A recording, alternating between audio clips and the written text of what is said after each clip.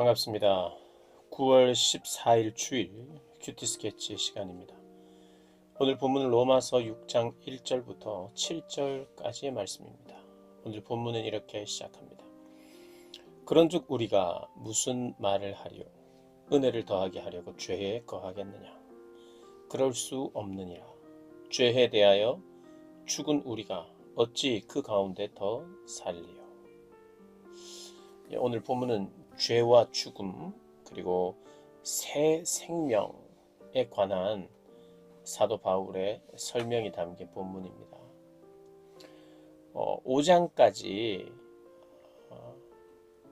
전체적인 맥락은 칭의에 대한 이야기였습니다. 의롭다 함을 받는, 믿음으로 의롭다 함을 받는 것에 대해서 설명을 했습니다. 그러면서 이제 5장 20절에서 이런 이야기를 했어요. 율법이 들어온 것은 율법으로 의롭게 되는 것이 아니니까. 그래서 율법이 들어온 것은 범죄를 더하게 하려 함이라. 범죄를 분명하게 보여주기 위해 율법이 있다고 하는 거죠. 그런데 범죄가 더 드러날수록 사람이 이렇게 악하구나, 문제가 많구나, 이런 것을 알면 알수록 오히려 하나님이 베푸신 은혜가 더 크다는 것을 알게 된다고 5장 20절, 이제 1장부터 설명되어 온 5장까지 설명되어 온 특별히 칭의에 대해서, 의롭다함을 받는 것에 대해서 마지막 부분에 이런 이야기를 하는 거죠.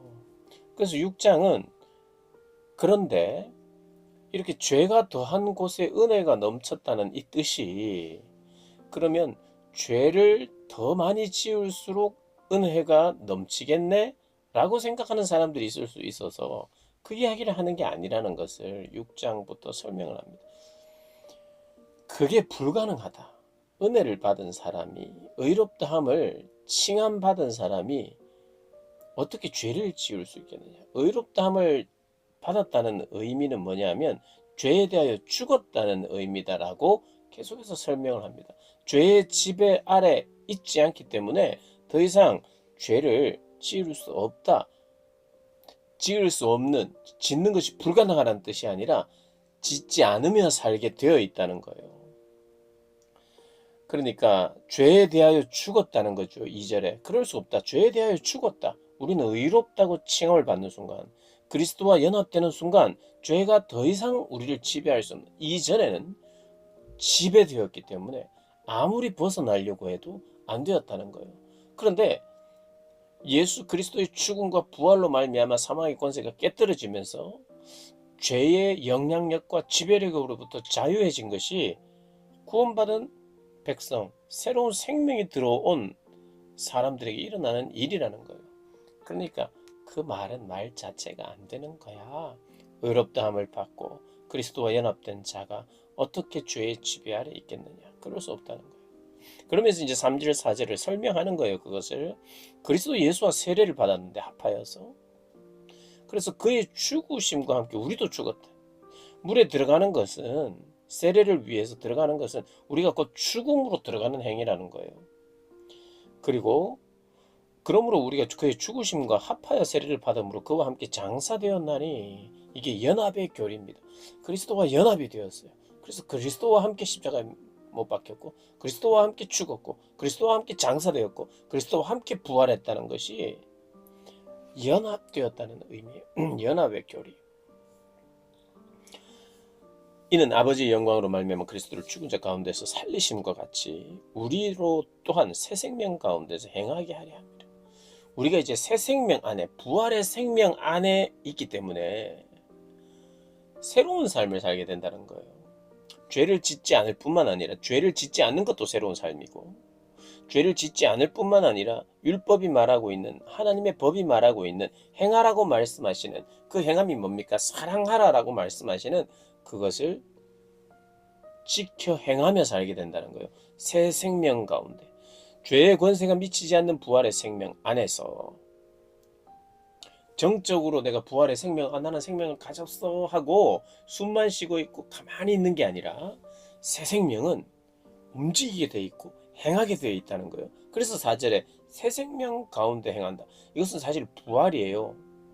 그런데 부활을 새 생명 가운데 행한다고 이야기하는 것은 부활하면 우리 몸이 다시 살아나는 것이고 죽었다가 다시 살아나는 그 미래적인 것이라고 생각할 수 있기 때문에 사도 바울은 단지 미래적인 개념일 뿐만 아니라 이 새 생명, 부활의 생명은 이미 지금 예수 그리스도를 믿음으로 말미암아 죄에 대하여 죽고 의에 대하여 살게 된 새 생명을 입은 자, 부활의 생명이 이미 시작되었다는 이야기예요. 그 부활의 생명이 이미 시작된, 영원한 생명이 이미 시작된 그들의 삶은 다르다는 거예요. 그들은 움직인다는 거예요. 동적인 것에 초점이 맞춰져 있어요. 그래서 행한다 이렇게 이야기하는 거예요. 내가 그냥 살아났다. 내가 일어났다. 내가 죽었다가 일어났다. 이제는 나는 숨을 쉰다 이게 아니라 살았다는 증거가 뭐냐 이거예요. 부활의 생명을 가졌다는 증거가 뭐예요? 부활의 생명을 가진 자답게 산다는 거예요. 그래서 구원받은 백성은 삶이 달라요. 열매가 보입니다. 열매가 나타나요. 그래서 이 새 생명은 언젠가 미래에 일어날 부활을 말하는 것이 아니라 현재적인 부활을 이야기하는 거예요. 그래서 우리는 나중에 부활할 거야 라고 말하는 것이 틀린 것은 아니지만 더 성경적이고 정확한 것은 우리는 부활의 생명을 소유하고 있어요 라고 말하는 거예요. 언젠가는 부활할 거예요 이 말이 틀린 건 아니지만 더 정확한 건 부활의 생명이 이미 시작되었고 마지막 때에 부활의 몸을 입을 것입니다. 이렇게 이야기하는 게 우리의 신앙의 고백인 겁니다. 나는 부활할 것을 믿는다 라고 하는 것 안에는 그 의미가 포함되어 있는 거예요. 그러면서 5절에 만일 우리가 그의 죽으심과 같은 모양으로 연합한 자가 되었으면 또한 그의 부활과 같은 모양으로 연합한 자도 되리라. 이미 됐다는 거예요. 이것은 확실히 내 것이 되었다는 겁니다. 부활의 생명이 내 것이 되었다는 거예요. 우리가 알거니와 우리의 옛사람이 예수와 함께 십자가에 못 박힌 것은 죄의 몸이 죽어 다시는 우리가 죄에게 종노릇하지 아니하려고. 아멘이죠. 이는 죽은 자가 죄에서 벗어나 의롭다 하심을 얻었습니다. 그래서 우리는 죄의 지배에서 이제는 단절이 된 사람입니다. 그런데 죄는 여전히 존재해요. 죄라는 것이 없어졌다는 게 아니에요. 죄가 돌아다니고 죄가 우리를 유혹합니다. 그리고 우리 몸이 아직 죄를 가진 몸이에요. 우리의 육체가 새로운 육체를 입지 않았기 때문이에요. 죄된 육체가 있어요. 그래서 이 육체를 제어하면서 사는 것이 새 생명이 이것을 제어하면서 사는 겁니다. 그래서 여전히 우리는 죄의 몸을 가지고 있고 죄에 여전히 우리는 선택할 수도 있어요. 그래서 우리가 죄의 유혹에 또 흔들려서 선택하면 회개해야 돼요. 회개. 그래서 이후에 이 6장 이후에 내용들이 또 나오는 거예요. 우리는 선택이 우리에게 필요한 것이 선택이에요. 신자는요 선택의 자유가 여전히 있습니다. 아담에게 선택의 자유를 주었던 것처럼 여전히 우리 안에 선택의 자유가 있어요. 죄도 존재합니다. 그러나 죄의 지배에서는 끝난 상태, 죄의 영향력. 그래서 우리가 똑같이 이렇게 보면 안 되는 거예요. 뭘 똑같이 보느냐? 죄의 영향력으로부터 우리가 끊어졌다는, 그러면 죄를 당연히 안 지어야지 라고 말할 수 있는데 우리의 몸이 구원을 기다리고 있어요. 우리의 몸이 죄를 좋아하는 육체를 가지고 있어요. 그래서 새 생명을 가졌는데 죄의 몸을 우리가 가지고 있기 때문에 이것이 이제 7장에 가면 이것이 계속해서 싸워요. 사도 바울이 그것을 이제 설명합니다. 죄에 대해 죽었고 새 생명 가운데 살고 있고 그렇게 살아야 하는데 그래서 우리의 믿음 생활, 의롭다 칭함을 받은 사람은 반드시 새로운 삶을 가져온다는 거. 나는 믿기는 했는데 삶이 변화가 없어요. 말이 안 되는 거예요. 내 삶의 변화는 전혀 없는데 나는 믿었으니까 천국 갈까요? 그건 말이 안 되는 거예요. 그러니까 내 삶의 변화가 전혀 없으면 믿은 게 맞는지 점검해야 돼요. 삶의 변화가 전혀 없으면 안 믿었을 확률이, 참된 믿음의 자리에 들어가지 않았다고 보는 것이 맞아요. 그런데 아까도 말씀드렸듯이 우리에게 참된 믿음이 있음에도 불구하고 아직 죽은 우리의 육체, 죄의 몸을 가진 우리가 죄에 흔들릴 수도 있고 유혹 가운데 피 흘리기까지 싸워야 되는 우리의 몫이 남았기 때문에 흔들리고 넘어질 때가 있는 거죠. 그래서 또 괴로워하는 거예요. 새 생명이 있는 자는 죄를 짓고 나면 죄 잘 지었다 그러지 않고 후회가 되고 죄책감이 있고 힘들어요. 새 생명을 가진 자가 죄를 지으면 정말 힘듭니다. 정말 힘들어요. 잠깐 죄의 쾌락이 있는 것 같으나 곧 후회하게 되고 큰 죄책이 우리에게 생기게 돼요. 왜냐하면 새 생명이기 때문에 진짜 주님의 생명이 우리 안에 있기 때문에 죄를 괴로워하고 힘들어하는 거예요.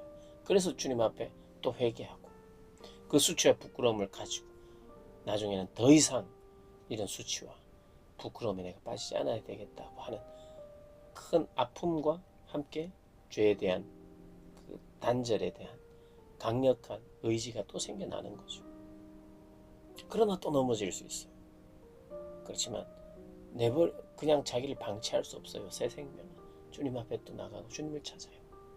괴롭고 힘들지만 그렇게 또 주님 안에 들어가고 회개하고 용서를 받으면서 우리가 연단이 되고 우리가 다듬어지는 거죠. 그것이 우리의 신앙생활이고 그것이 이제 6장부터 말하고 있는 성화, 우리의 변화되는 것에 대해서 이야기를 하는 것입니다.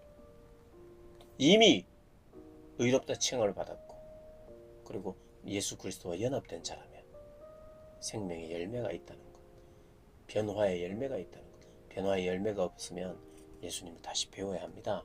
반드시 예수님을 다시 배우고 예수님이 하신 일을 배우고 기도하고 깨닫기를 위하여 확신하게 되기를 위하여 몸부림쳐야 돼요. 그런 과정 없이 주님을 알 수가 없습니다. 그렇게 주님을 깊이 만나는 저와 여러분 되시기를 주님의 이름으로